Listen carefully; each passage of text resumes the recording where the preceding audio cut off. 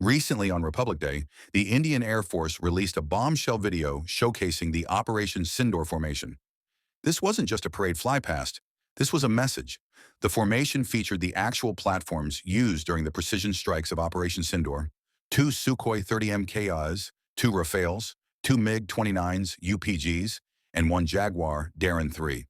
While the Mirage-2000 and Tejas Mk1 weren't physically in the formation, they appeared in the official video release, confirming their critical roles in the operation.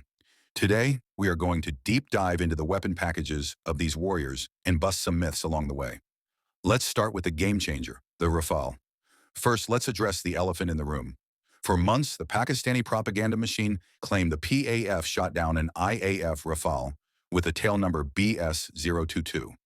Well, look closely at your screen. That right there is Rafale BS-022, flying high and proud in the formation. The ghost of Sindoor is very much alive. So Pakistan's narrative busted in 4K. Now let's talk firepower. Many so-called experts doubted if Indian Rafales were fully integrated with the Meteor Beyond Visual Range, BVR, missile. But this video settles the debate. You can clearly see the Meteor loaded on the rails. I know some skeptics will say, oh, that's just a dummy training missile. Let's get technical for a second. In aviation, color codes tell the truth. Blue bands indicate an inert or dummy training round. No warhead, no motor. Yellow and brown bands, if you see a yellow ring, front, it indicates a live high explosive warhead. A brown ring, rear, indicates a live rocket motor. The missiles on these Rafales clearly show the live markings. The IAF does not lack the Meteor. So why no wreckage of a Meteor found in Pakistan? Simple. The Meteor is an air-to-air weapon.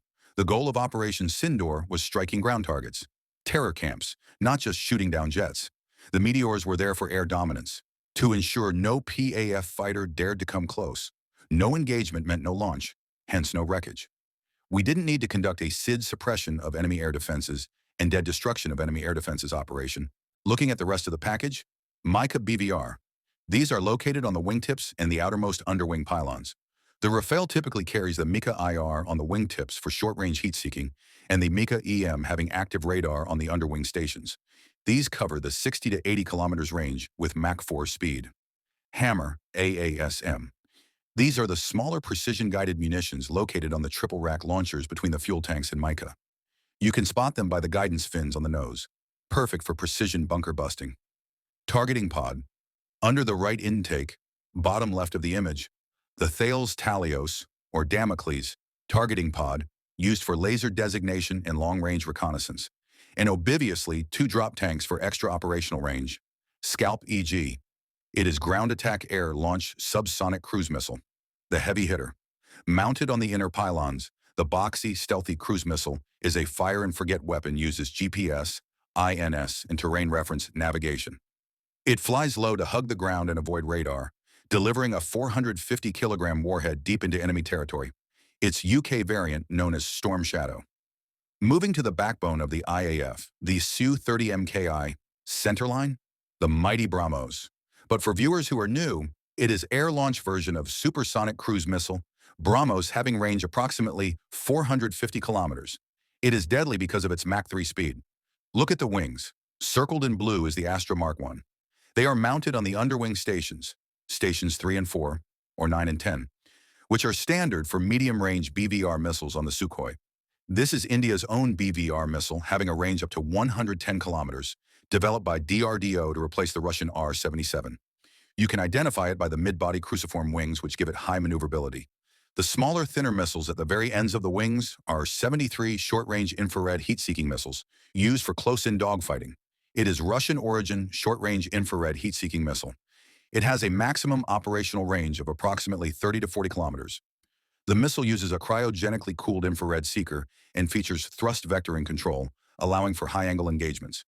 IAF successfully integrated it on Su-30 MKI, MiG-29, MiG-21 Bison, Mirage-2000 and our very own Tejas Mk1. The missile you are seeing between the air intakes and the Astra Mk1 is the RAMPAGE. This is an Israeli-origin, long-range, supersonic air-to-ground precision strike missile developed by IAI and Elbit Systems. It is essentially an aeroballistic missile designed for deep penetration strikes against high-value targets like command centers, bunkers, and radar sites. The IAF has integrated the RAMPAGE with the Su-30 MKI, the MiG-29, and the Jaguar fleet.